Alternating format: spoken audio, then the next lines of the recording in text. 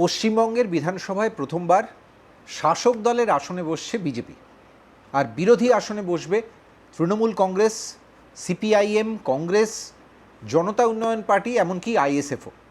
কিন্তু তবুও নিন্দুকরা বলছেন বিরোধী আসনে এবার যারা বসবেন তারা নাকি অদৃশ্য মুসলিম লীগ 2.0। কেন এই কথা তারা বলছেন? এই অভিযোগের বা এই বিদ্রূপের অভ্যন্তরে কি কোনো সারবত্তা আছে? আজ সেসব নিয়েই আমরা আলোচনা করতে চলে এলাম। আপনারা দেখছেন খবরের ডান দিক, আর আপনাদের সঙ্গে আমি প্রদীপ্ত। আজকের আলোচনাটা আমরা শুরু করব একদম স্ট্যাটিস্টিক্স দিয়ে। পরিসংখ্যান অনেক সময় আমাদের এমন অনেক কিছু বলে যায় বা হয়তো বিটুইন দ্য লাইন্স পড়ে নিতে হয়, যেগুলো কিন্তু অনেক বড় একটা ছবির দিকে নির্দেশ করে। চলুন একবারে শটান পরিসংখ্যানে চলে যাই। পশ্চিমবঙ্গের বিধানসভায় মোট আসন 294টা, আমরা সবাই জানি। ভোট হয়েছিল 293টায়, এবং একটা আসনে এখনও ভোট হওয়া বাকি আছে, যে নির্বাচনটাকে নির্বাচন কমিশন ফলতায় বাতিল ঘোষণা করেছিল। 293টা আসনের যে ফল আমরা হাতে পেলাম, সেখানে আমরা দেখলাম বিজেপি ক্ষমতায় এসছে 207টা আসন নিয়ে। উল্টো দিকে প্রধান বিরোধী দল প্রাক্তন শাসক তৃণমূল কংগ্রেস, তারা পেয়েছে 80টা বিধায়ক এই মুহূর্তে। এবার চলে আসি একটু এই নাম্বারসগুলোর ভেতরের কিছু সমীকরণ। পশ্চিমবাংলার এবারের বিধানসভায় মোট হিন্দু বিধায়ক থাকছেন 255 জন, যার মধ্যে বিজেপির রয়েছেন যতজন বিধায়ক অর্থাৎ 207 জন, তারা প্রত্যেকে হিন্দু। অর্থাৎ বিজেপি মোট যে কটা আসনে লড়াই করেছিল আর তার মধ্যে যতজন জয়ী বিধায়ক হয়ে এসছেন, সেই পার্সেন্টেজটা 81%। মাথায় রাখতে হবে, বিজেপি কিন্তু কোনো মুসলিম ক্যান্ডিডেট কোনো বিধানসভায় দাঁড় করায়নি। যারা জিতেছেন সবাই হিন্দু বিধায়ক। উল্টো দিকে টিএমসির দিকে তাকানো যাক। টিএমসির এবারের জয়ী বিধায়কদের মধ্যে 48 জন হিন্দু, যেটা সংখ্যাতত্ত্বের হিসেবে তৃণমূল মোট যতগুলো আসনে এবারে প্রতিদ্বন্দ্বিতা করেছিল সেই হিসেবে 19%, মাত্র 19%। মুসলিম বিধায়কদের দিকে তাকানো যাক। পশ্চিমবঙ্গের বিধানসভায় এবারে মোট মুসলিম বিধায়কের সংখ্যা 38 জন। সেই সংখ্যাটা নিয়েও একটু কাটাছেঁড়া করি। এর মধ্যে আগেই বললাম বিজেপির 0, বিজেপির থেকে কোনো মুসলিম বিধায়ক নেই। এই মুহূর্তে লোকসভাতেও বিজেপির কোনো সাংসদ মুসলিম নন, পশ্চিমবঙ্গের বিধানসভাতেও বিজেপির কোনো বিধায়ক মুসলিম নন। উল্টো দিকে টিএমসি, প্রধান বিরোধী দল, তাদের মোট জয়ী যে 80 জন বিধায়ক আছেন তার মধ্যে 32 জন তারা কিন্তু মুসলিম বিধায়ক। অর্থাৎ পার্সেন্টেজের হিসেব করলে দাঁড়ায় 84%। মাথায় রাখবেন এই ফিগারগুলো, কারণ এই ফিগারগুলোর মধ্যে থেকেই আমরা বোধহয় একটা অন্য সিদ্ধান্তের দিকে আস্তে আস্তে এগোতে পারব। অন্য বিরোধীদের দিকেও তাকানো যাক। নতুন দল গড়েছিলেন হুমায়ুন কবির, জনতা উন্নয়ন পার্টি নাম দিয়েছিলেন।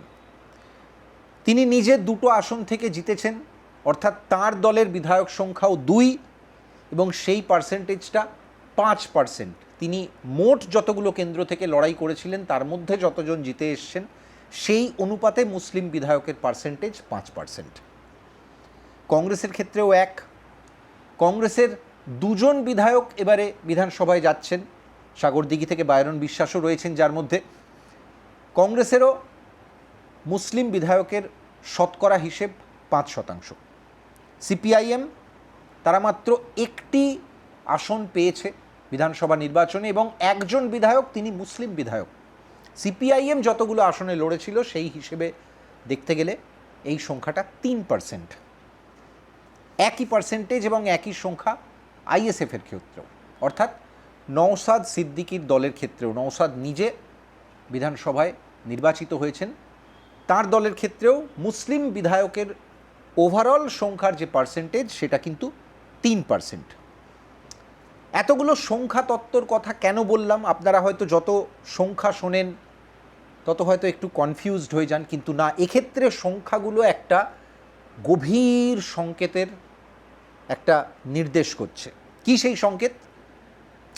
এবারের বিধানসভা নির্বাচনের অনেক আগে থেকে বারবার একটা কথা আমরা শুনছিলাম শাসক বিজেপির মুখেও, যখন তারা নির্বাচনী স্ট্র্যাটেজি সাজাচ্ছিল। উল্টো দিকে তৃণমূলও একই কথা ঠাড়ে ঠোড়ে যেন স্বীকার করে নিচ্ছিল। আর সেফোলজিস্টদের কথায় আমরা বারবার একটা কথা শুনছিলাম, হিন্দুর জোটবদ্ধ হওয়া, হিন্দু ভোট, সেটার কনসলিডেশন। সেটা যে হয়েছে সেটা নির্বাচনের ফলাফলই বলে দিচ্ছে। উল্টো দিকে একই সঙ্গে আলোচনায় এসছে একই নিঃশ্বাসে বিরোধীদের সংখ্যালঘু তুষ্টিকরণের রাজনীতি।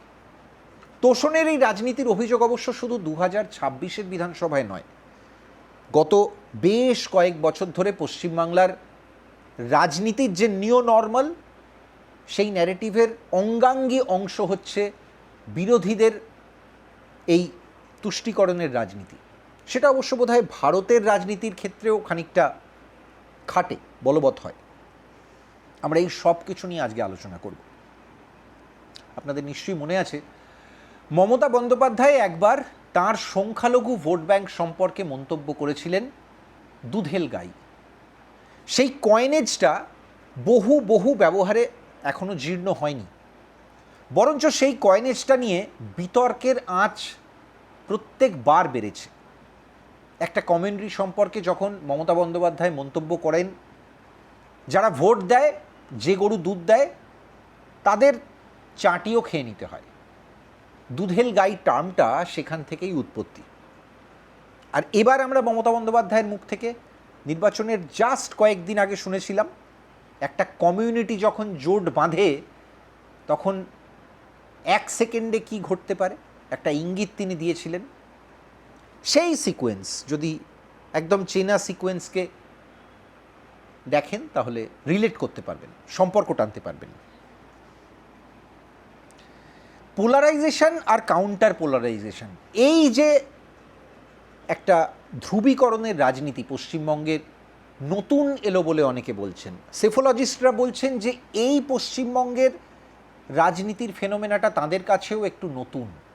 তারা কংগ্রেসের জমানা দেখেছেন, একটা দীর্ঘ 34 বছরের 3 দশকেরও বেশি বাম জমানা দেখেছেন, তারপরে তৃণমূলের 15 বছরের জমানা। পশ্চিমবঙ্গে কিন্তু কোনো দিন এই যেটাকে অনেকে বলেন গো বলয়, হিন্দি হার্টল্যান্ড, সেখানকার মতো বা বাকি ভারতের মতো এই ধর্মীয় বা জাতপাতের রাজনীতি সেটা কিন্তু ছিল না।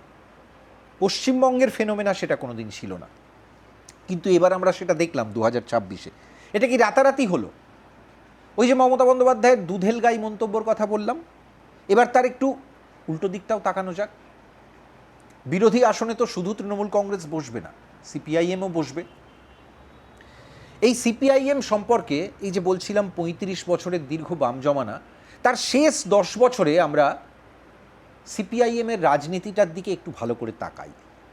সিপিআইএমের রাজনীতি চিরকাল তারা কিন্তু বলার চেষ্টা করতেন যে আমরা ধর্ম জাতপাত সেই রাজনীতি করি না, আমরা খেটে খাওয়া মানুষের রাজনীতি করি, আমরা শ্রমিকের কথা বলি, আমরা কৃষকের কথা বলি। এটাই ছিল ব্র্যান্ড সিপিএমের রাজনীতি। কিন্তু শেষ 10 বছরে সেই সিপিএমের মুখ্যমন্ত্রী পশ্চিমবঙ্গের বিধানসভায় বুদ্ধদেব ভট্টাচার্যের মুখ থেকে আমরা শুনেছিলাম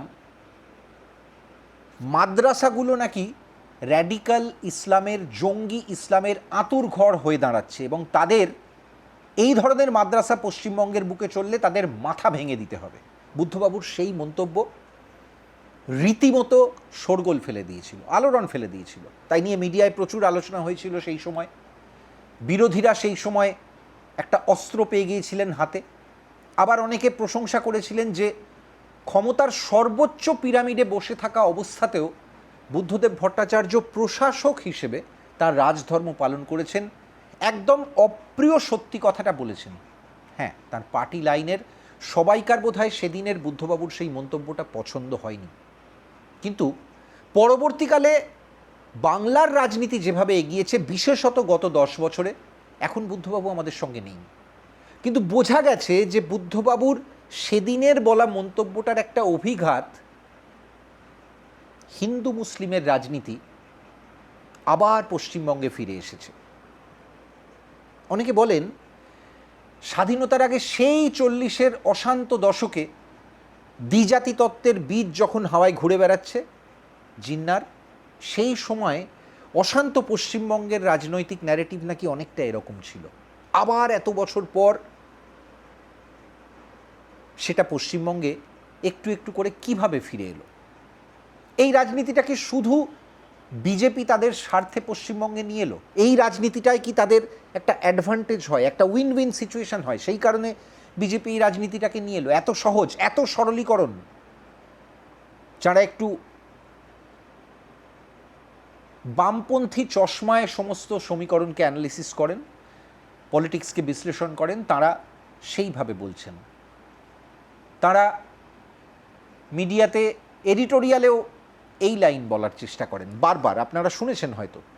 কিন্তু আমাদের কাছে কোনো লাইন অচ্ছুত নয়। যা তারা বলেন সেটাকেও আমরা আলোচনার টেবিলে আনবো, সেটা নিয়েও কাটাছেঁড়া হবে। তো তাই জন্যই তো খবরের ডান দিকে একটু অন্যরকম ভাবার চেষ্টা করে। বুদ্ধবাবুর মন্তব্যটার কথা বলছিলাম, যেটা সেদিন তার দল সিপিআইএম, তার দলের পলিট ব্যুরো কেউই ভালোভাবে নেয়নি।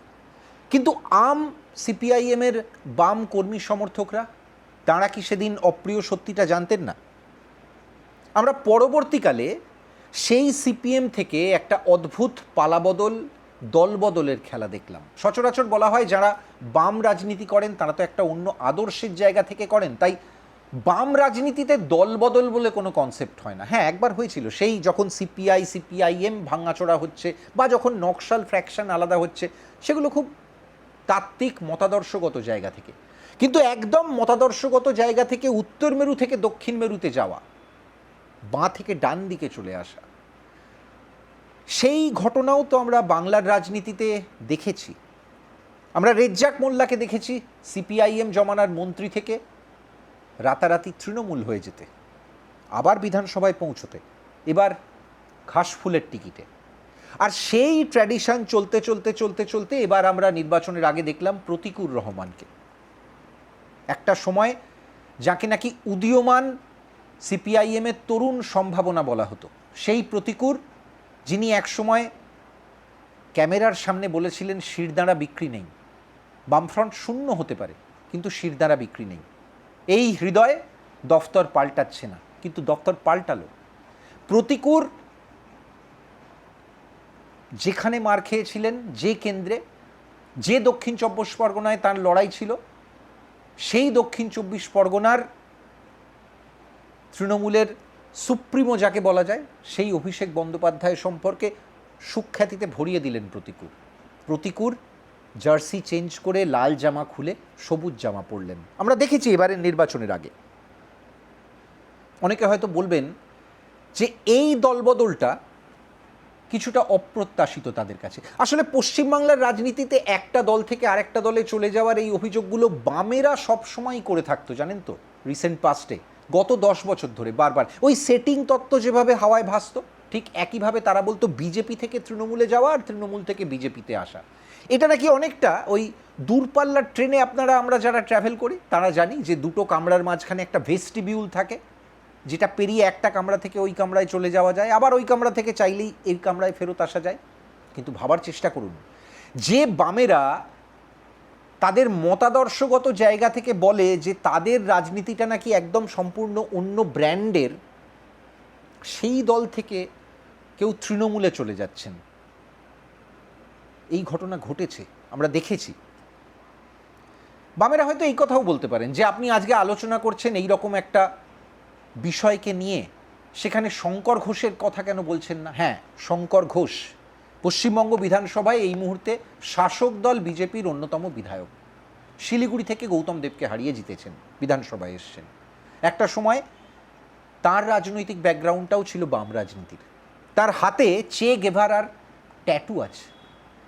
ভাবার চেষ্টা করুন, চে গেভারার ট্যাটু যার এক সময় জীবন যাপন ছিল, সেই মানুষটা আজকে বিজেপির বিধায়ক শুধু নন, মন্ত্রী। এবং এমন একটা রাজনীতিতে তিনি এসছেন যার সঙ্গে বলা যেতে পারে উত্তর মেরু দক্ষিণ মেরুর তফাৎ। কিন্তু তবুও শঙ্কর ঘোষ সম্পর্কে আমরা আজকের আলোচনাটা সীমাবদ্ধ রাখতে পারছি না। কেন জানেন তো? কারণ সব কিছুর যেমন একটা ক্রিয়া থাকলে প্রতিক্রিয়া থাকে, আমরা আজকের আলোচনাটাকে সেই প্রিজমে দেখার একটু চেষ্টা করি। ওই যে বলছিলাম, হিন্দু কনসলিডেশন হলে কি পরিস্থিতি দাঁড়াতে পারে বাংলার রাজনীতিতে বা ভারতের রাজনীতিতে, সেটাকেই আমরা পরতে পরতে বিশ্লেষণ করছি।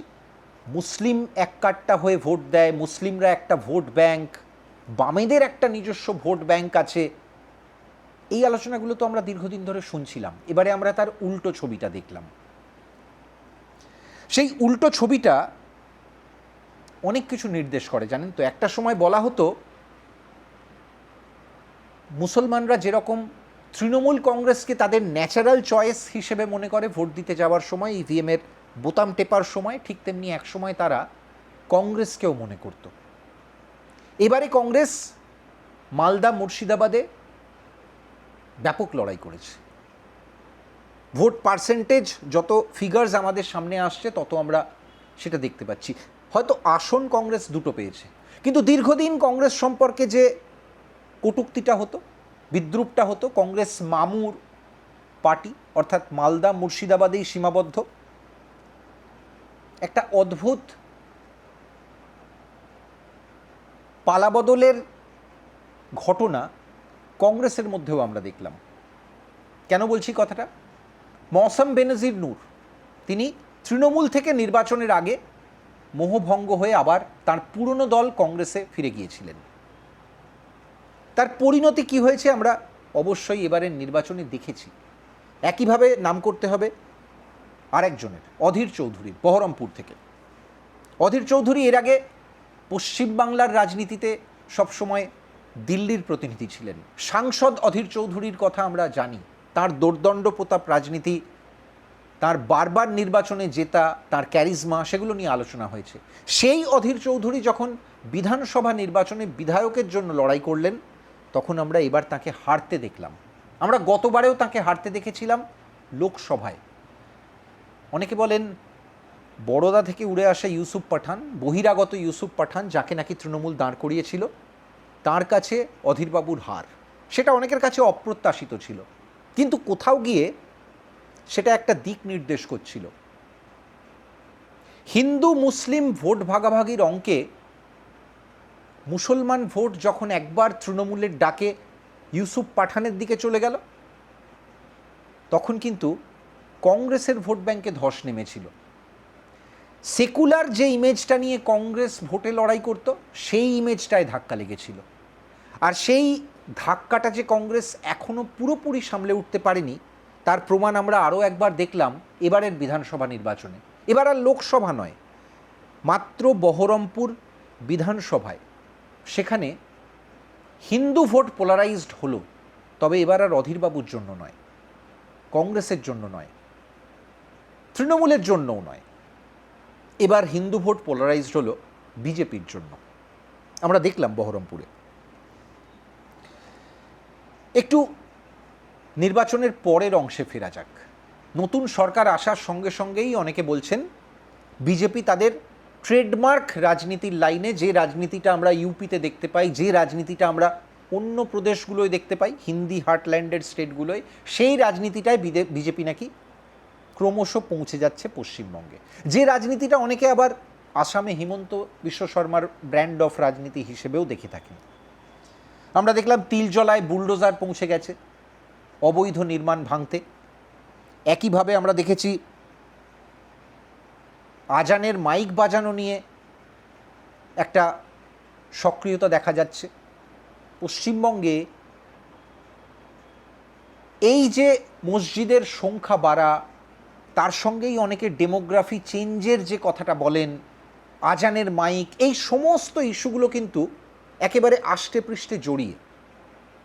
এতদিন পর্যন্ত পশ্চিমবঙ্গে এই খবরগুলো কখনো মিডিয়া করতো না। মেন স্ট্রিম মিডিয়ায় আমরা খবর হতে দেখতাম না। ঠিক যেমন আমরা খবর হতে দেখতাম না এখন যে প্রতিবেদনগুলো হচ্ছে ভোটের পর, নির্বাচনের ফল আসার পর, পার্ক সার্কাসে নাকি হেলমেট ছাড়া কারা বাইক চালাচ্ছেন তার জন্য ধরপাকড় বেড়ে গেছে। পার্ক সার্কাসে একই সঙ্গে হেলমেটের বিক্রি নাকি বেড়ে গেছে যারা বাইক সওয়ার তাদের কাছে।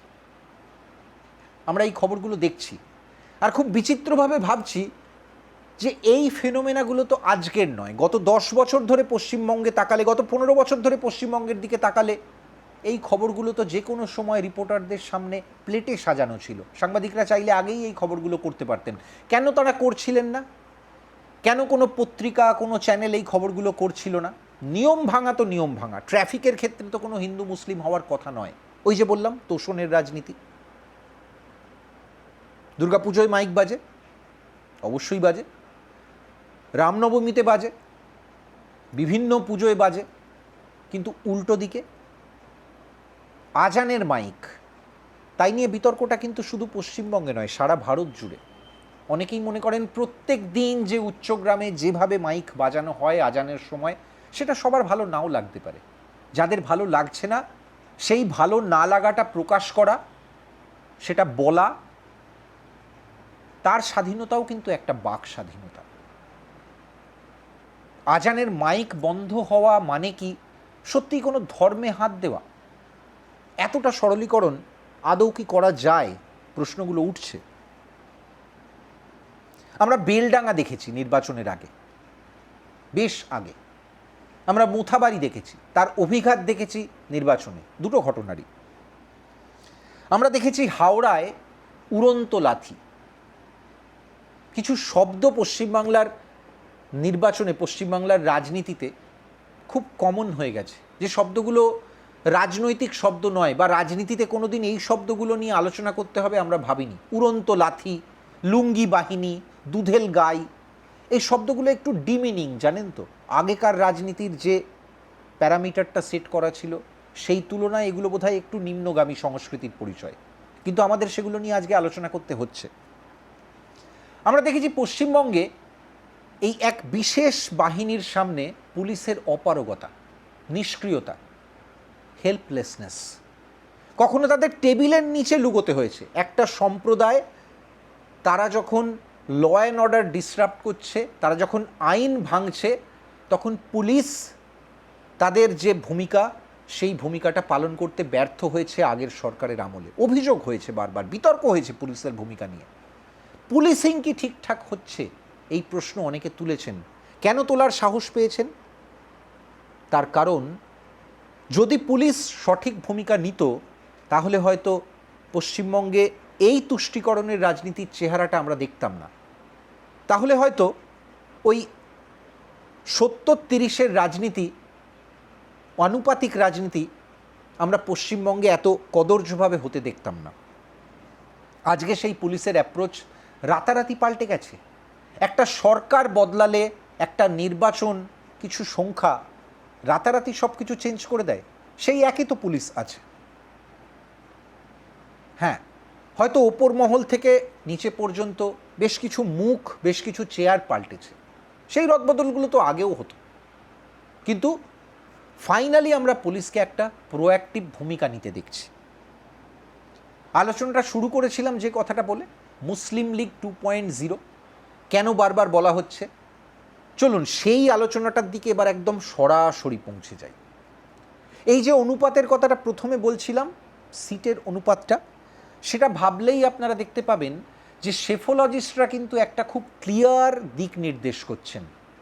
পশ্চিমবঙ্গে এখন শাসকের ভূমিকায়, সিদ্ধান্ত নেওয়ার ভূমিকায় একটা বিশাল সংখ্যক হিন্দু বিধায়করা। একটা সরকার, যে সরকারটা খুব পরিষ্কারভাবে হিন্দুদের স্বার্থের কথা বলে। আর উল্টো দিকে বিরোধীদের ভূমিকায় যারা বসছেন, বিরোধীদের চেয়ারে যারা বসছেন, তাদের মধ্যে একটা মেজর মেজর মেজর চাঙ্ক দল নির্বিশেষে, প্রতীক নির্বিশেষে মুসলমান। অর্থাৎ রাজনীতিটা আবার দুই সম্প্রদায়ের মধ্যেই কেন্দ্রীভূত হয়ে দাঁড়াচ্ছে। এরপর অবশ্যই বিজেপির জন্য একটা সহজ রাস্তা খুলে দেয় এই ইকুয়েশন। যখনই কোনো বিরুদ্ধতা আসবে, বিরোধিতা আসবে, তখনই তারা এটা বলার সুযোগ পাবে। দেখুন, আমাদের ন্যারেটিভটাকে চ্যালেঞ্জ করছে সংখ্যালঘুরা। সংখ্যালঘু রাজনীতি এরপর পশ্চিমবঙ্গে কি চেহারা নেবে সেদিকে তো আমাদের সবাইকার নজর থাকবে, কিন্তু আমরা একটু পেছনে হেঁটে যাওয়ার চেষ্টা করি। একটা সময় বুদ্ধবাবুর কথা দিয়ে শুরু করলাম আজকের আলোচনাটা, শুরুতে বলছিলাম সেই বুদ্ধবাবুর মতো মানুষকে তার পার্টি লাইন এবং দলের লাইনের কাছে কোণঠাসা হয়ে পিছু হটতে হয়েছিল। ওই যে পিছু হটার কথা বলছিলাম, তাসলিমা নাসরিন, তাকে পশ্চিমবঙ্গ ছাড়তে হয়েছিল। এই শহরটা, কলকাতা শহরটা তাসলিমার খুব প্রিয়। ঢাকা থেকে যখন তিনি প্রাণ ভয় তার দেশ ছেড়ে আসতে বাধ্য হয়েছিলেন উগ্র র্যাডিক্যাল ইসলামের চক্ষুশূল হয়ে, তখন তার মনে হয়েছিল যে শুধু ভাষার টানে তিনি কলকাতা শহরে, এই আমাদের সাংস্কৃতিক যে পরিমণ্ডলে কলকাতা, নন্দনের কলকাতা, একাডেমির কলকাতা, সেই কলকাতায় তিনি জীবনের বাকিটা কাটাতে পারবেন। কিন্তু তার সেই ইচ্ছে পূরণ হয়নি, তাসলিমাকে চড়ে যেতে হয়েছিল। বুদ্ধবাবু তাসলিমার জন্য কলকাতা শহরটাকে বোধহয় নিরাপদ রাখতে পারেননি, বিরোধিতা এসেছিল বিভিন্ন মহল থেকে। আর তারপর আমরা দেখলাম মমতার জমানায় সেই একই রাজনীতির, সেই একই আক্রমণের একটা অন্য দিক। তাসলিমাকে যে ভয়ে কলকাতা ছাড়তে হয়েছিল মমতা বন্দ্যোপাধ্যায়ের জমানায়, সেই একই ভয়ে সিনেমা চালানো গেল না। দ্য বেঙ্গল ফাইলসের মতো সিনেমা বাংলায় রিলিজ হলো না। একটা সিনেমা, যে সিনেমাটা ব্যান নয়, যে সিনেমাটাকে সেন্সর বোর্ড পাশ করেছে, সেই সিনেমাটা সারা ভারতবর্ষে চলল, কিন্তু মমতা বন্দ্যোপাধ্যায়ের পশ্চিমবাংলায় চলতে পারল না। সংস্কৃতির, ভারতের সংস্কৃতির পীঠস্থান বাঙালি ভদ্রলোকের কলকাতা শহরে বেঙ্গল ফাইলস চলতে পারল না। নতুন সরকার সেই ছবি আবার রিলিজ করছে, ন্যারেটিভ পাল্টাচ্ছে, সময় পাল্টাচ্ছে। ওই যে বললাম, ধর্মতলার ধর্ণা মঞ্চে মমতা বন্দ্যোপাধ্যায় সেই যে ডাকটা দিয়েছিলেন, যেটা দিয়ে আজকের আলোচনা শুরু করেছিলাম, একটা কমিউনিটি এক সেকেন্ডে আপনাদের ঘিরে ফেললে, আমরা না থাকলে কি হবে বুঝতে পারছেন তো? মমতা বন্দ্যোপাধ্যায় সেদিন এই কথাটা বলার সময় কি বার্তা দিতে চাইছিলেন সেটা এখন অনেকের কাছে পরিষ্কার, কিন্তু তিনি এই বার্তাটা দেওয়ার সময় তার মাথায় কি ভুলবশত এই সমীকরণটা এসছিল যে তার এই কথাটা শুনে উল্টো দিকের কমিউনিটি যদি জোটবদ্ধ হয়ে যায় তাহলে তার আসন নড়ে যেতে পারে, আর একই সঙ্গে নড়ে যেতে পারে পশ্চিমবঙ্গের এই তুষ্টিকরণের রাজনীতির পুরো মানচিত্রটা। চাকা কিন্তু ঘোরে, আর চাকা ঘুরছে। কেমন লাগলো আমাদের এই আলোচনা? আমরা চেষ্টা করি সবসময়, আপনারা প্রত্যেক দিন যে ন্যারেটিভটা খবরের কাগজে সকালবেলা পড়েন বা রাতের প্রাইম টাইমে টিভি চ্যানেলগুলোয় যে আলোচনা দেখেন, যে তর্কাতর্কি দেখেন, যে উচ্চগ্রামের চিৎকার দেখেন, তার থেকে একটু আলাদা অন্য কিছু ভাবে আপনাদের ভাবানোর। আপনার ভাবনা সবসময় যে আমাদের সঙ্গে মিলবে তা নয়, কিন্তু খবরের ডান দিকে আমাদের কাজ হলো ডান দিকের ছবিটা দেখানো, বাঁ দিকের ছবি অনেকেই তো দেখাচ্ছেন। অবশ্যই কেমন লাগলো কমেন্ট করে জানাবেন। কোনো প্রশ্ন থাকলে, কোনো বক্তব্য থাকলে লিখতে ভুলবেন না। আপনাদের কমেন্টের অপেক্ষায় থাকব। আজ এই পর্যন্তই। সবাই ভালো থাকবেন। শুভরাত্রি।